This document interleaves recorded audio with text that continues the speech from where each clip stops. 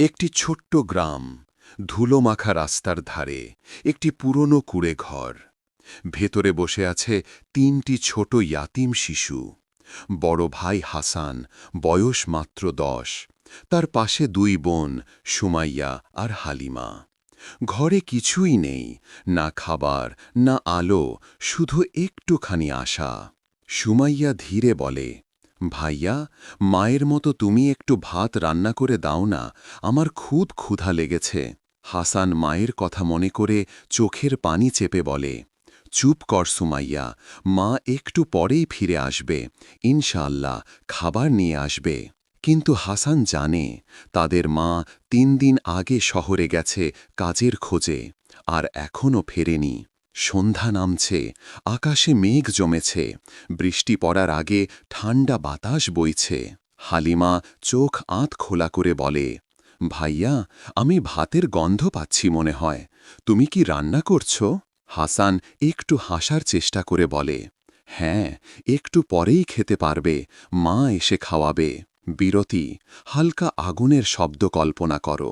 হাসান খালি হাঁড়িতে পানি ঢেলে চুলায় বসিয়ে দেয়। নিচে কাঠ জ্বালায়, বোনেরা ভাবে ভাত রান্না হচ্ছে। কিন্তু আসলে ওটা শুধু পানি, একটু কল্পনা আর অনেক আশা।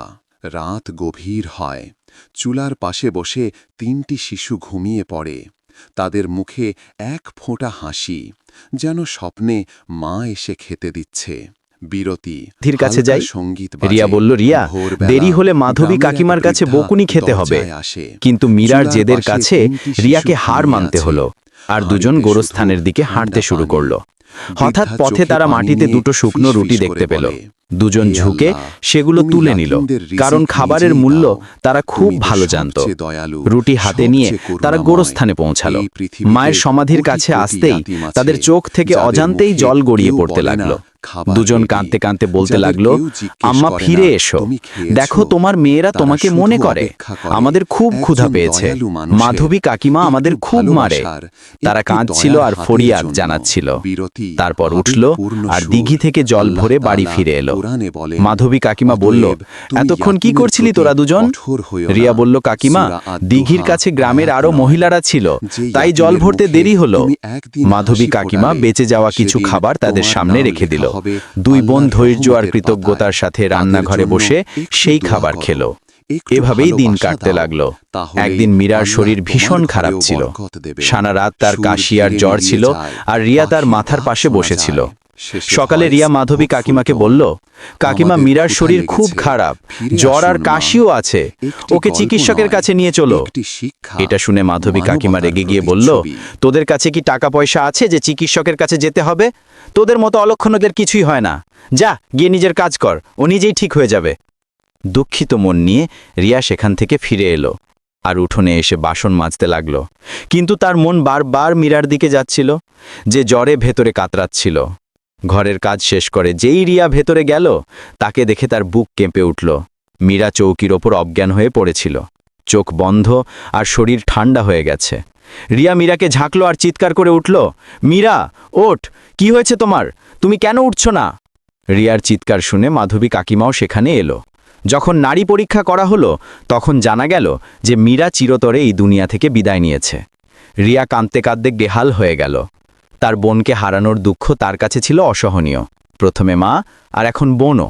এই নির্মম দুনিয়ায় সে একা রয়ে গেল। এভাবেই সময় কাটতে লাগল। রিয়ার জীবন এই অত্যাচার আর নিষ্ঠুরতার মধ্য দিয়েই চলতে থাকল। রিয়া যুবতী হয়ে উঠল এবং তার সৌন্দর্য ছিল তার মায়ের মতোই অনুপম। মাধবী কাকিমা আর তার মেয়ে তনুজা সবসময় রিয়ার সৌন্দর্য নিয়ে হিংসা করত।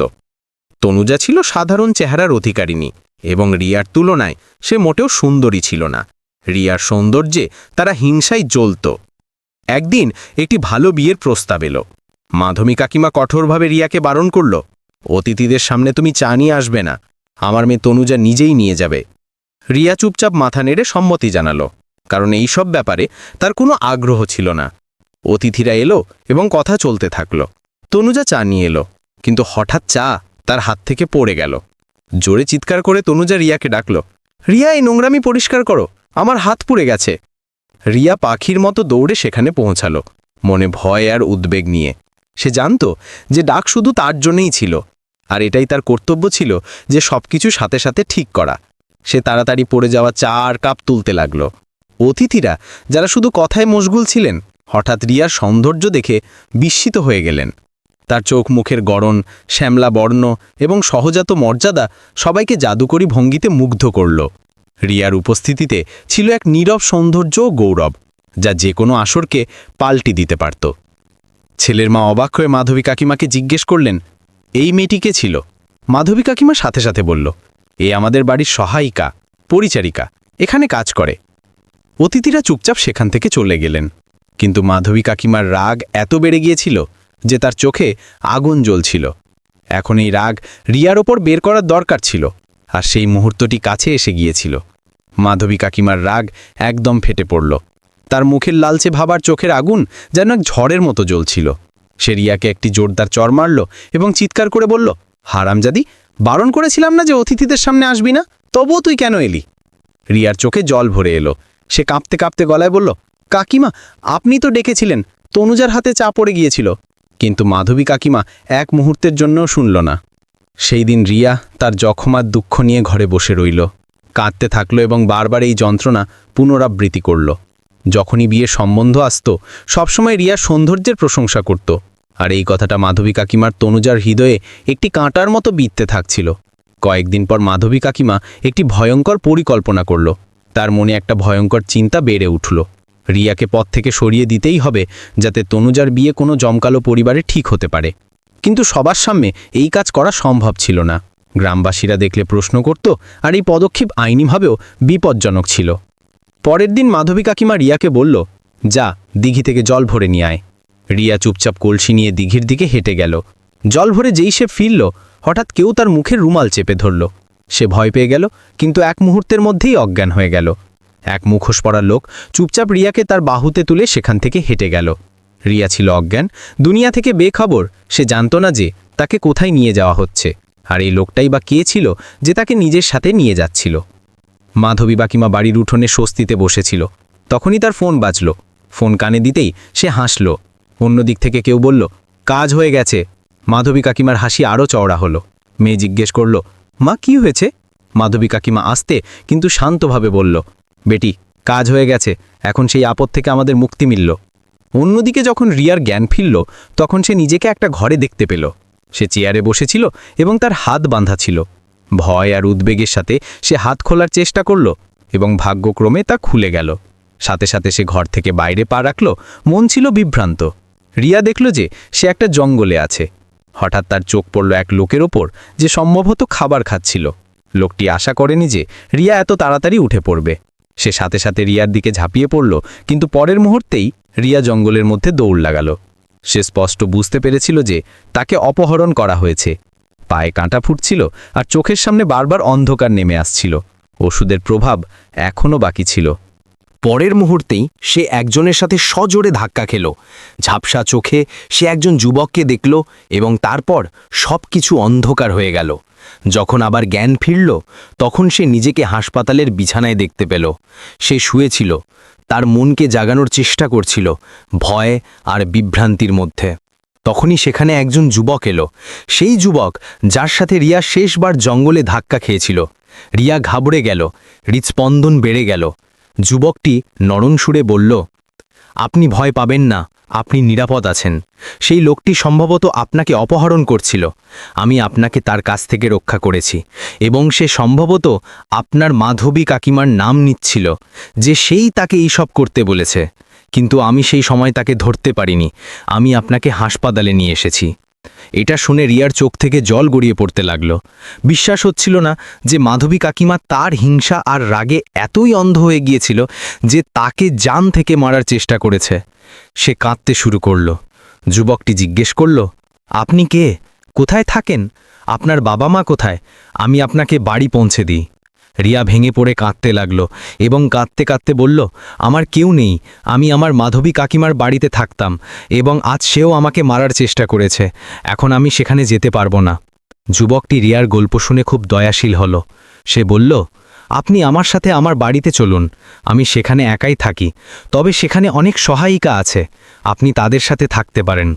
রিয়া কৃতজ্ঞতার দৃষ্টিতে তার দিকে তাকালো, কারণ সেই মুহূর্তে তার কাছে এর বিকল্প আর কিছু ছিল না। অন্যদিকে মাধবী কাকিমার মেয়ে তনুজার জন্য বিয়ের প্রস্তাব এলো, যা তারা হ্যাঁ করে দিল। তনুজার বিয়ে হয়ে গেল। গ্রামবাসীদের কাছে মাধবী কাকিমা বলল যে রিয়া তার কোনো প্রেমিকের সাথে পালিয়ে গেছে। গ্রামবাসীরা তাকে মন্দ বলতে লাগলো, আরে কেমন মেয়ে ছিল, পালিয়ে গেল, মায়ের সম্মান রাখল না। অথচ মাধবী কাকিমা নিজের স্বস্তিতে ছিল। রিয়া যুবকটির বিশাল প্রাসাদ মতো বাড়িতে থাকতে শুরু করল। সে সেখানে কাজ করত এবং কয়েকজন সহায়িকার সাথে থাকত, কিন্তু কখন যুবকটি রিয়ার ওপর তার মন হারালো তা সে নিজেও জানতে পারেনি। রিয়ার সৌন্দর্য আর নম্রতা তার হৃদয়কে বেঁধে ফেলেছিল। একদিন সে রিয়াকে বলল, আমি তোমাকে ভালোবাসতে শুরু করেছি। আমি একজন সাধারণ মানুষ, এখানে একা একা থাকি, আমার বাবা মা মারা গেছেন, আমি তোমাকে বিয়ে করতে চাই। রিয়া যে কিনা হতবাক হয়ে গিয়েছিল, কিছুক্ষণ চিন্তা করল, কোথায় সে ঝুপড়ির মতো বাড়িতে থাকা মেয়ে, আর কোথায় এই প্রাসাদ আর এই যুবক। অবশেষে রিয়া হ্যাঁ করে দিল এবং এভাবেই রিয়ার বিয়ে অর্ণবের সাথে হয়ে গেল। অর্ণব একজন খুব ভালো স্বামী প্রমাণিত হল। সে রিয়াকে অসীম ভালোবাসত এবং বলতো, তোমার অতীতের সব ক্ষতে আমি প্রলেপ দেব। রিয়া যে কিনা শৈশব থেকে অত্যাচার সয়ে আসছিল, এখন সেই প্রাসাদের রানী হয়ে উঠল। অন্যদিকে মাধবী কাকিমার মেয়ে তনুজার তালাক হয়ে গেল। তারা ছিল অত্যন্ত লোভী। তারা পণ বাবদ অনেক কিছু নিয়ে কিছুদিনের মধ্যেই তনুজাকে তালাক দিয়ে দিল। তনুজা মায়ের বাড়ি ফিরে এলো এবং সব সময় তার মায়ের সাথে ঝগড়া করত। এসব আপনার জন্য হয়েছে, আপনি যদি আমাকে তাদের বাড়িতে বিয়ে না দিতেন তাহলে আমার সাথে এটা হতো না। মাধবী কাকিমা অনুশোচনা করত, আমি কি করলাম। একদিন হঠাৎ তনুজার শরীর ভীষণ খারাপ হয়ে গেল।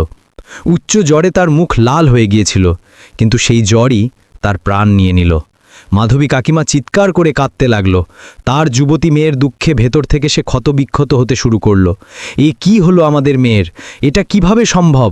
সে বারবার নিজেকেই প্রশ্ন করছিল। হৃদয় কষ্টে ভরে উঠেছিল, কিন্তু মনে অতীতের একটি দৃশ্য ঘুরতে লাগল। সেই নিষ্পাপ মীরা, যে জ্বরে কাতরাচ্ছিল, এবং সেও তো এভাবেই প্রাণ দিয়েছিল। মনে পড়ল কিভাবে রিয়া তার বোনের জন্য তার কাছে ভিক্ষা চেয়েছিল, কিন্তু সে নিজেই জালিম হয়ে উঠেছিল। তার গুনাহের তীব্র অনুভূতি হল এবং সে হাউমাউ করে কাঁদতে লাগল। রিয়া কোথায় ছিল সে কিছুই জানত না। একদিন মাধবী কাকিমার বুকের কাছে তীব্র ব্যথা অনুভব হল এবং তার ফালিশ প্যারালাইসিস অ্যাটাক হল। সে এখন চারপাইয়ে অসহায় ও লাচার জীবন কাটাতে শুরু করল। প্রতি মুহূর্তেই অপেক্ষায় ছিল যে কখন রিয়া আসবে এবং তার কাছে ক্ষমা চাইবে। অন্যদিকে রিয়া অর্ণবের সাথে এক সুখী জীবন কাটাতে শুরু করল। আল্লাহ তাকে এক পুত্র সন্তান দিয়েছিলেন এবং এভাবেই তাদের দুনিয়া সম্পূর্ণ মনে হতে লাগল। একদিন অর্ণব বলল, রিয়া, তোমার মাধবী কাকিমার সাথে দেখা করা উচিত এবং তার সাথে কথা বলা উচিত। যা হয়েছে তা অতীতের অংশ। রিয়া বলল, ঠিক আছে। পরের দিন সে তার ছেলের সাথে তার মাধবী কাকিমার বাড়িতে পৌঁছল, কিন্তু যে দৃশ্য সে দেখল তা দেখে তার হুঁশ উড়ে গেল। মাধবী কাকিমা অসহায়ভাবে চারপাইয়ে শুয়ে কাঁদছিল। রিয়া সাথে সাথে এগিয়ে গেল। মাধবী কাকিমা রিয়াকে দেখে হাউমাউ করে কাঁদতে শুরু করল এবং হাত জোড় করে বলল, আমাকে ক্ষমা করে দাও, আমি দোষী, তোমারও আর মীরারও। আমাকে মাফ করে দাও, যাতে আমার জীবন, আমার প্রাণ সহজে বেরিয়ে যেতে পারে। রিয়া নরম সুরে বলল, কাকিমা, আপনি কাঁদবেন না, আমি আপনাকে মন থেকে ক্ষমা করে দিলাম। সেই মুহূর্তেই মাধবী কাকিমা তার প্রাণ ত্যাগ করল, যেন সে এই অপেক্ষাতেই ছিল যে রিয়ার কাছে ক্ষমা চাইতে পারবে। রিয়ার তাদের চলে যাওয়ার জন্য খুব দুঃখ হয়েছিল, কিন্তু মনে সে স্বস্তিতে ছিল যে আল্লাহ ইনসাফ করেছেন। যে অত্যাচার তাকে শৈশব থেকে সহ্য করতে হয়েছিল, আজ তার অবসান হল। রিয়া তার স্বামীর সাথে সুখী জীবন কাটাতে শুরু করল। অনেক মেয়ে তার ভাগ্য দেখে হিংসা করত, কিন্তু রিয়া তাদের সবার থেকে নির্বিকার ছিল, কারণ আল্লাহ তার ধৈর্যের ফল দিয়ে দিয়েছিলেন। যদি আপনার এই গল্পটি ভালো লেগে থাকে তাহলে চ্যানেলটি সাবস্ক্রাইব করুন এবং কমেন্টে জানান গল্পটি কেমন লাগলো।